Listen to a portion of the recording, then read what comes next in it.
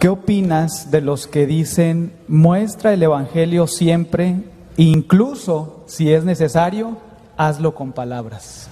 Bueno, dicen que proviene de Saint Francis of Assisi, ¿no?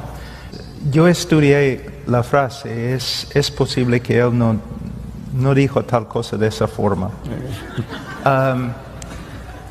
Predica la palabra con tu vida, usa palabras cuando sea necesario. Es quizás la cosa más estúpida que he escuchado en toda mi vida. Soy muy limitado en mi español, entonces ellos pueden darles la explicación teológica, pero no puedes compartir el Evangelio sin hablar, lo siento. ¿El Evangelio qué es? Es un mensaje. Sí. Y el mensaje tiene que ser transmitido.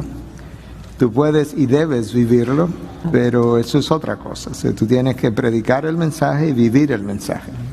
Lamentablemente mucha gente predica el mensaje pero no lo vive.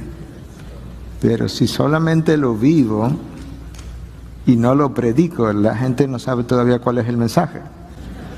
La gente puede pensar que es una vida moralista, de buena gente, de buena persona, sí, buenas obras.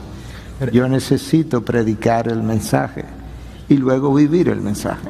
Y entonces ahora hay una consistencia agregada a mi vida y un poder también, en el sentido de que Dios es honrado y probablemente la gracia de Dios fluirá más a través de una vida consistente, porque vive y predica y vive el Evangelio.